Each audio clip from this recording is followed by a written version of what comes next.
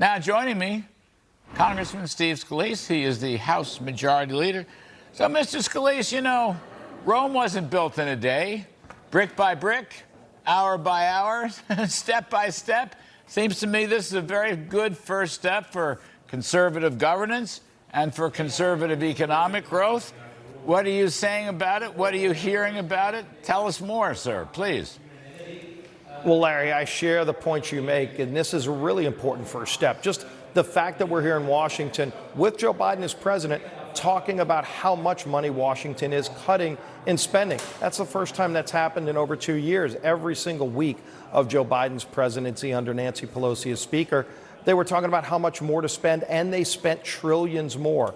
Catastrophically. So what we finally did is started reversing that trend. And look, we've got to keep fighting for more cuts in the appropriations process, which starts in literally just a few weeks. So there's going to be additional abilities to go and get other things, but let's bank these wins. Let's get these cuts, get the reforms. You know, over $1 billion in cuts to the IRS at a time they're going after not only small businesses, they're going after working families, families making under $100,000 a year. We've been saying for a long time we've got to reverse that trend, and in this bill we do. The environmental reviews, as you pointed out, NEPA, the things that environmentalists use to kill projects, not just energy projects, by the way, but any kind of road and bridge project you want to build. If you want to build a development in America, they go and game multiple federal agencies. We finally put a shot clock on federal agencies to get real projects done, including energy projects. Those are big wins, too. Work requirements, just getting additional work requirements in place. That's something we haven't seen in decades. So, look, a lot more that we want to go fight for, but the first thing you do when you get victories is you bank them. You bank them, and then you go fight for the next one. And there are a lot of those kind of victories in this bill. Mr. Steve Scalise, to walk us through, you know, I think this Congressman Massey's proposal, which would be an automatic spending cut sequester if the appropriators don't meet their target. It would be a 1% across the board spending cut. Could you just talk for a minute? I think this is an underrated but terribly important issue. I'm not sure the general public knows it's there, but this is really an important thing. Could you just kind of help us on that? Yeah, Larry, because a lot of times what you see is at the end of the fiscal year, September 30th, you know, there's always these big fights. Will there be a government shutdown? And then they always drag it out till Christmas. For some reason, you got Democrats and Republicans that want to be here during Christmas instead of home with their families. But they usually cut a bad deal, and they use Christmas as the excuse. And so by having this forced, in essence, sequester, as you point out, you know, starting January 1st, if there's no agreement by October 1st, Congress is going to have to grapple through this and ultimately come to an agreement on spending, or else you get additional cuts, which I think a lot of us would applaud. But it forces everybody to the table with real cuts as a backstop. Just a couple things, Steve Scalise, and we appreciate your time very much. I just wanted to review the pay-go provision, because Biden has had an explosion of regulatory actions costing, I don't know how much, $1.5 trillion, $2 trillion. It's part of his big government socialism, his war against business, his war against fossil fuels. Now, sir, what will the pay-go provision do to stop that? Well, what it says is any administrative action has to be paid for. This is something we've been pushing for separately in a bill called the REINS Act. This isn't quite the REINS Act, but you've been familiar with that before, and that basically says that if a regulatory agency comes up with a rule or regulation that it has an impact on the economy, then it has to come back to Congress first. This doesn't go that far, but at least it says that they would have to show how to pay for it if they're going to administer it. You see with the student loan debacle, where the president thinks he can just wave a wand and do something like waiving hundreds of billions of dollars worth of payments.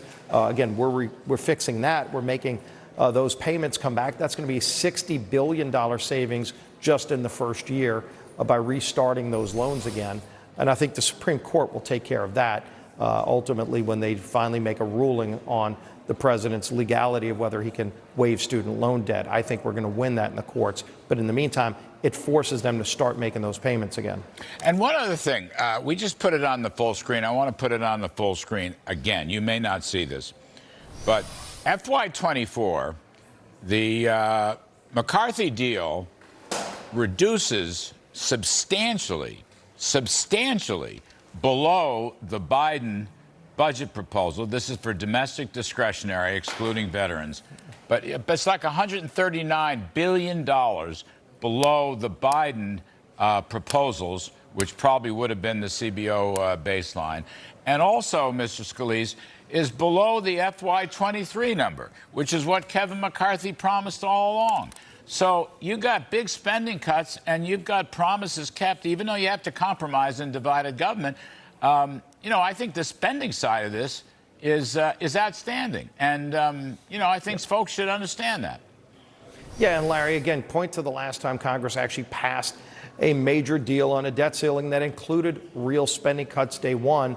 If you look at what you just showed, that chart of President Biden's proposed increases, that's what spending in Washington would look like if Republicans had not won the majority last November. That would have been Nancy Pelosi's spending bill. They would have started at a much higher level. Instead, we're going backward. We're cutting spending and getting spending under control. It's going to take a lot more. We're going to have an appropriations process that starts right after this.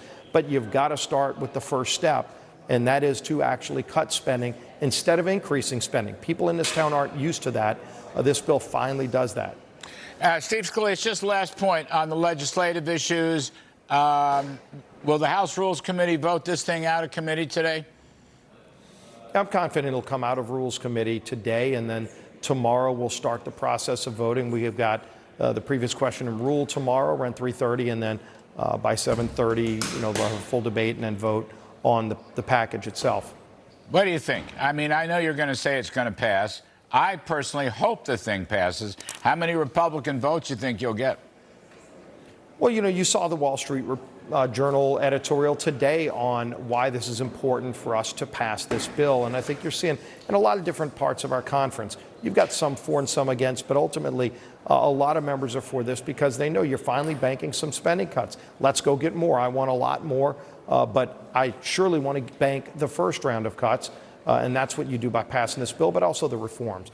Real cuts to the IRS, actually having a real shot clock on federal agencies to get permits again so we can build things in America, including energy projects, getting the student loans paid again, starting those payments again, $60 billion in savings just right there, reclaiming the unspent COVID money, $28 billion right there. Those are all real savings that you only get if you pass this bill.